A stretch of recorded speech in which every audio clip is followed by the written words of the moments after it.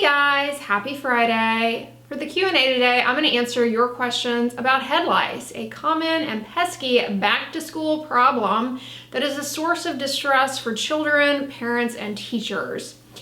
The human head louse, or Pediculus humanus capitis, has been bothering people since antiquity, and it is estimated that millions of people worldwide are infested with head lice on an annual basis. Importantly, if you or a loved one is dealing with head lice infestation, you have to know this is not a hygiene problem. Having head lice does not mean you are dirty. I repeat, having head lice does not mean you are dirty. You know, just like being bit by an ant does not mean you're dirty, being infested with head lice does not mean you're dirty. It has nothing to do with dirt. The human head louse is an obligate human parasite. What that means is it requires humans to live. It is a blood-sucking parasite. Head lice are parasites that infest the scalp. They crawl, they bite, and they take blood and complete their life cycle and lay eggs that you can find on the hair shaft. They are about the size of a sesame seed, and their eggs, also called nits, are about the size of a pinhead. They are transmitted from generally head-to-head contact, and therefore it's really common in school children. They can, to a certain extent, be transmitted from fomites, which just mean objects like hats, combs, brushes, etc. But largely their transmission is by head-to-head contact. And they do not jump or fly, so just standing next to somebody who has an infestation, you're not likely to get them. It's head-to-head contact. Females, young girls, are more likely to be infested or affected by head lice than boys because they tend to have longer hair. And head lice really favor straight, long hair because it's easier for them to crawl up to the scalp where they can seek a blood meal. So that's the most common way in which they are spread. Like I said, they're about the size of a sesame seed, and the eggs that they lay are about the size of a pinhead, and you will find them stuck onto the hair. They're cemented onto the hair. They crawl around. The child or affected individual can generally feel them crawling around on the scalp, and that can be distressing, and it can be incredibly itchy. In the beginning, when a child or adult, whomever, is first infested, there's actually not much itch, but after a while your immune system tries to mount a response against the lice and the biting you, and so then it becomes very itchy. The lice do not transmit any pathogens, you know, like mosquitoes, for example, transmit diseases. Head lice don't really, but it can become so itchy that with scratching, you can develop sores and scabs and things like that, but the head lice itself doesn't transmit any diseases. There is a way in order to tell if your child has head lice or someone in your family does.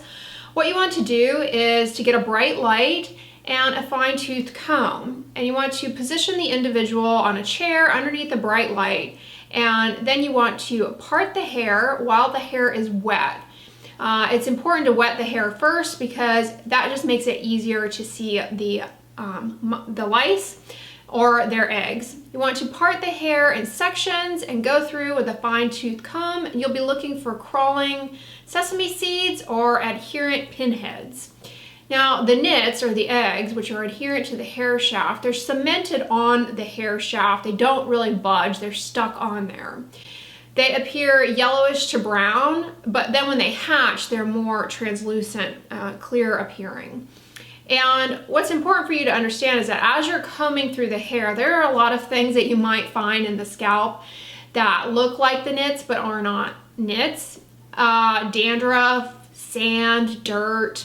But the way to tell the difference between that and nits is the nits will be stuck onto the hair shaft, whereas those will comb through. So that's why you need a comb in order to find them. There are a variety of agents that will treat lice. unfortunately, because lice have been around for so long, they have become adapted to a lot of our treatments and resistant to them.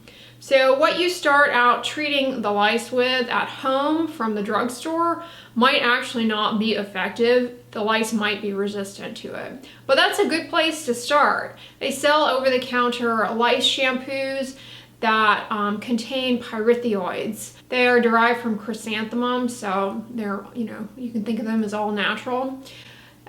So purchasing one of those, there are a variety of them. Rid, for example. They come as a shampoo typically, and they come with a very fine-tooth comb.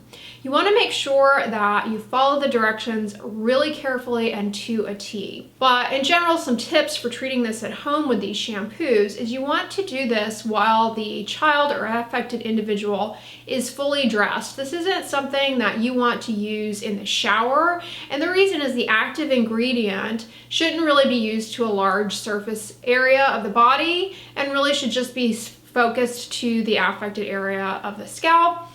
And you actually want to put the child maybe outside or do this in the kitchen, and they should be fully dressed to minimize contact with the shampoo. Lather it into the scalp while the scalp is dry. So lather it into the scalp, behind the ears, around the neck, and then you want to let it sit on the scalp for the indicated amount of time. Usually it's a few minutes, sometimes it's 10 minutes. It really just depends on the manufacturer. So let it sit there. And importantly, you don't want to use more than what is recommended on the instructions, because more is not necessarily better, and you could be exposing, in the case of a young child, to too much of the active ingredient. So don't use more than you need. And also don't get tempted to use multiple different products at once in an effort to like uber kill the lice, because that too can potentially be dangerous and is not going to be any more effective. So just choose one and make sure that you follow the directions to a T. You only use the amount indicated, and you only incubate the child's scalp for the indicated amount of time. After the incubation period has elapsed, then you lather with water, and then you're going to rinse the lather out either over the sink, or you can go outside and do this with a garden hose. And then with the kit, there will typically be a very fine-tooth comb, and at that point you're going to go through the scalp, you're going to go through the hair with that fine-tooth comb, and section by section you're going to use this comb to remove the nits. And so that is a key step.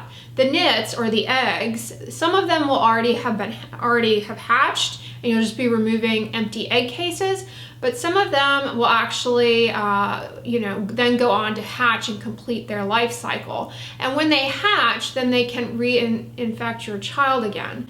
So after you do that and you comb the hair, then you actually want to come back and check the scalp again around 8 hours. If you still see lice moving around on the scalp, if you still see the active moving sesame seeds, that is a likely indicator that the product that you purchased for lice is not effective. And at that point, you should probably see your healthcare provider. It's likely that the lice are resistant to the over-the-counter stuff. But if you don't see them in 8 hours, great. Check again at 12 hours, and if you still don't see them, great. Then you can keep going.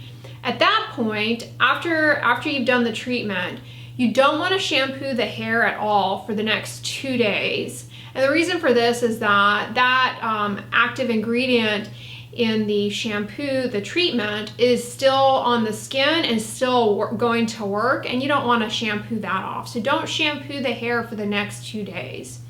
You're going to repeat the comb step though. You're going to comb through the hair in sections to remove any nits every day. Yeah, you're going to want to go through the hair section by section with that fine-tooth comb, removing the nits as instructed with the product, every day for the next 2 to 3 weeks, removing those nits meticulously.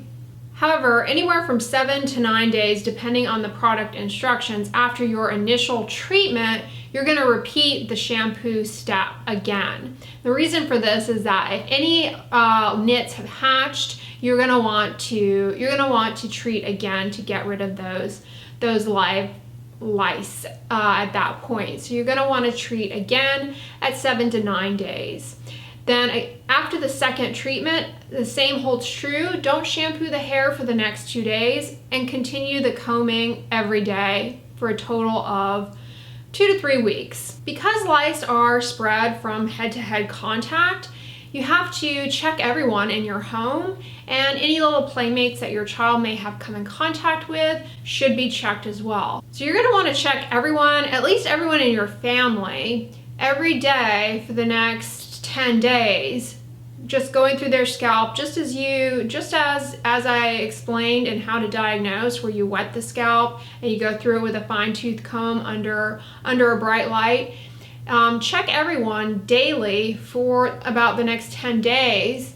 And if you see evidence of an infestation in another individual, then they have to be treated as well. Don't treat them if you don't see the lice. There's no reason to just treat people empirically, meaning just treat people to be safe. There's no reason to do that. Only treat family members that you see evidence of. And of course, if you're not certain, always ask your healthcare provider, always check in with your healthcare provider and get confirmation. But lice crawling around on the scalp is going to be pretty obvious, and at that point you want to treat that family member as well and go through the whole course of treatment with them as well. Head lice can be transmitted from fomites, which are inanimate objects. It's more common that they're transmitted by head-to-head contact, but they can be transmitted from inanimate objects. So to address this, you're going to want to take any combs or brushes and soak them in hot water